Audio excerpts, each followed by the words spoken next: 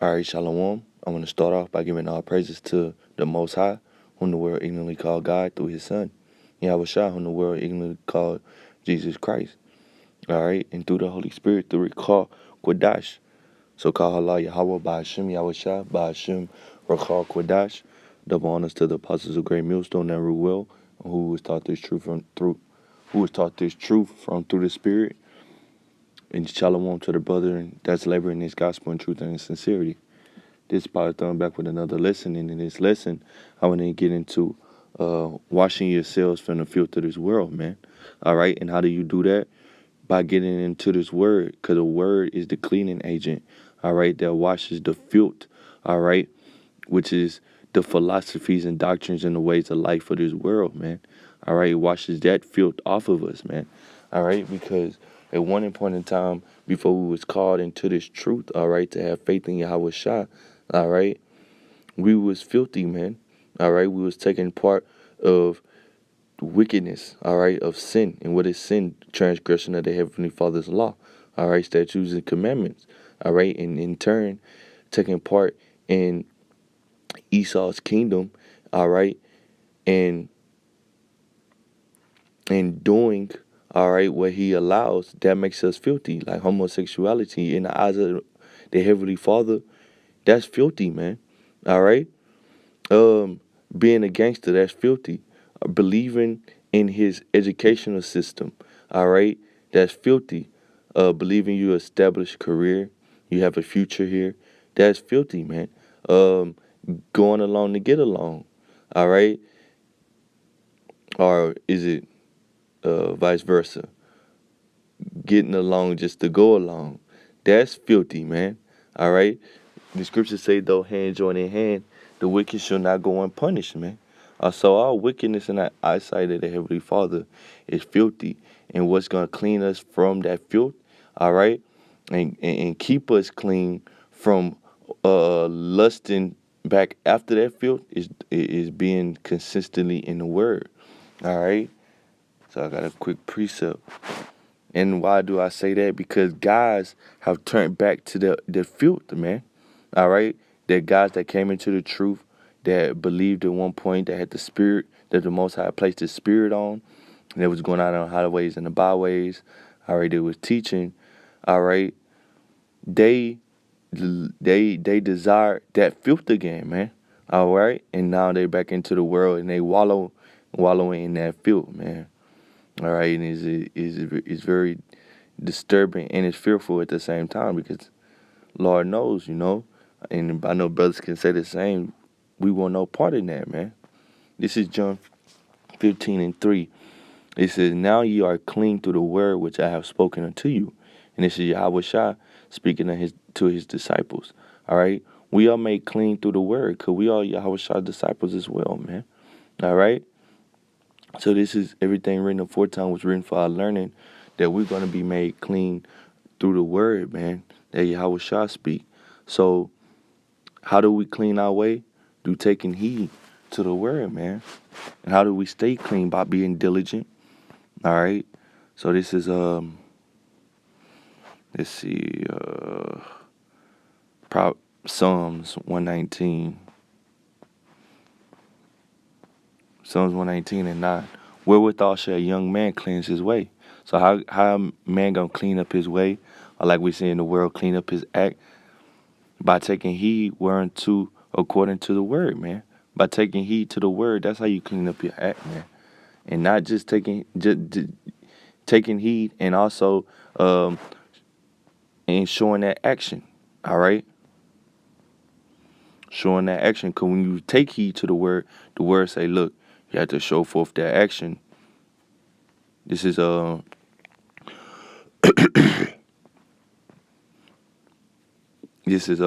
James 1, and that's how you show your love to the Heavenly Father. The world preach love as if it's a fuzzy feeling you get in your chest.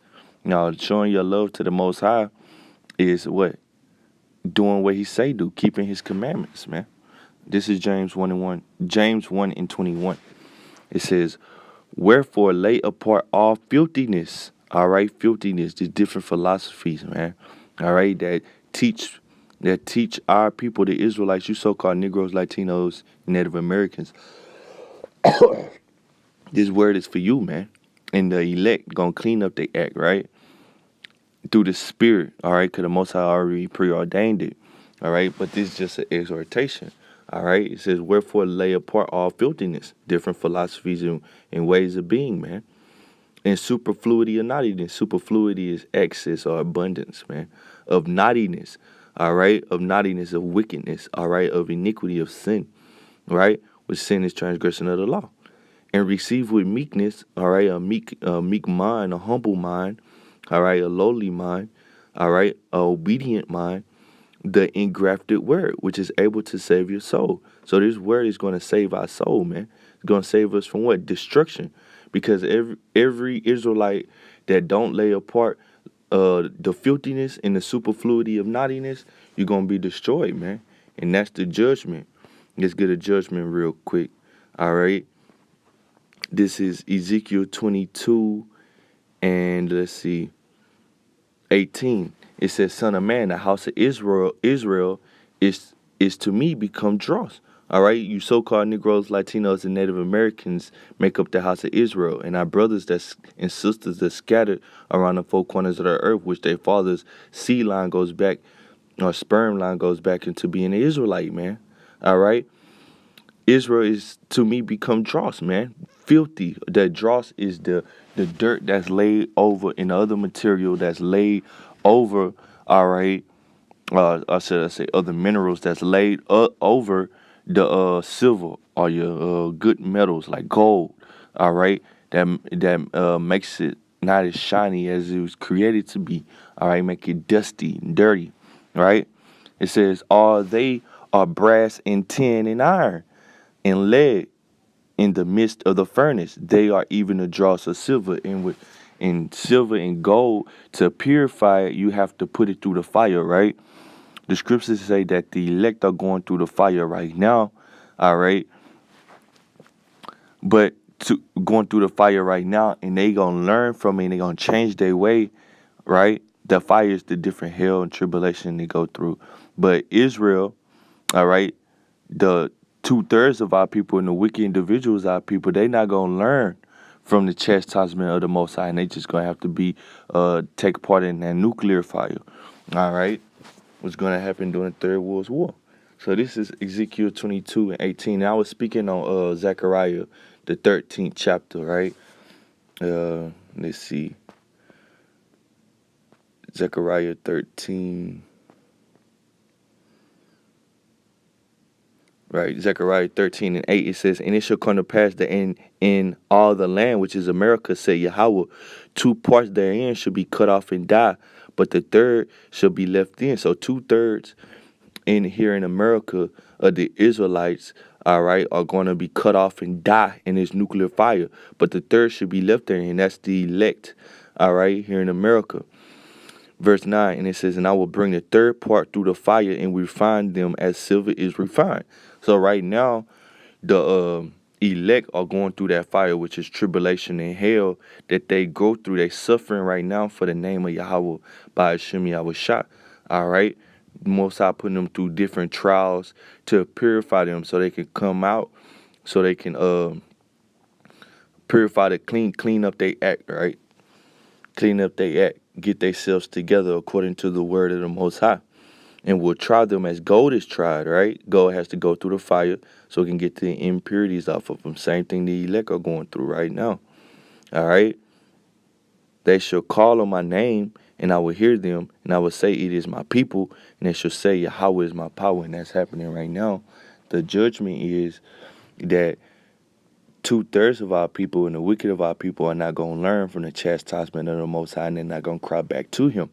All right? They're going to enjoy America, and they're going to be left here in America and be burnt up.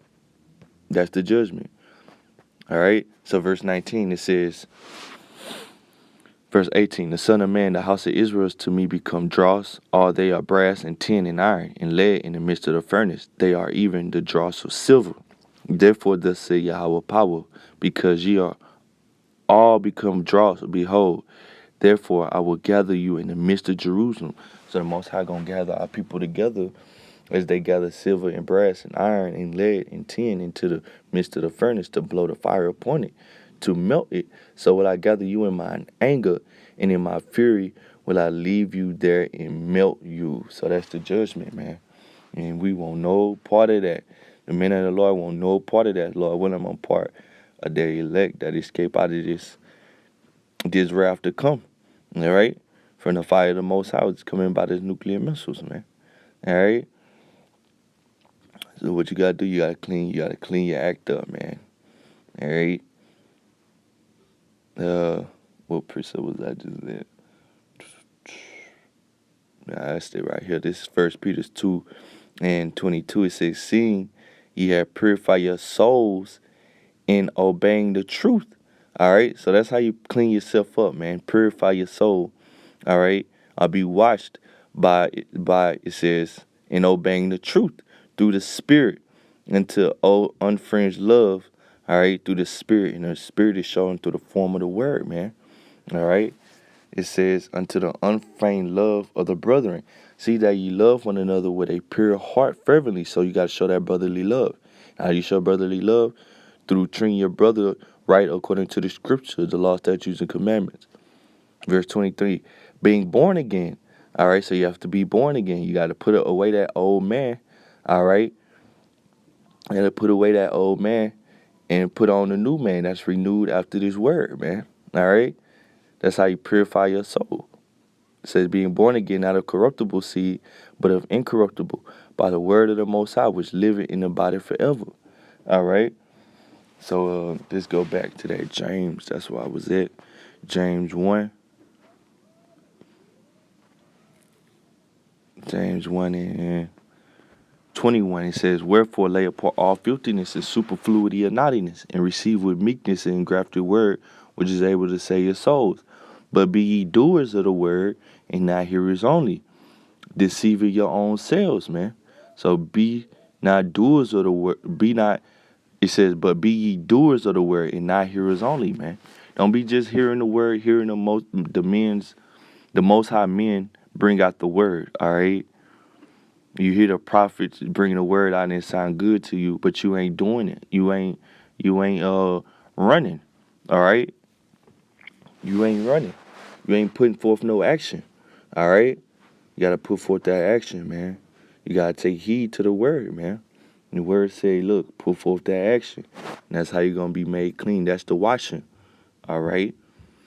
Let's see, 1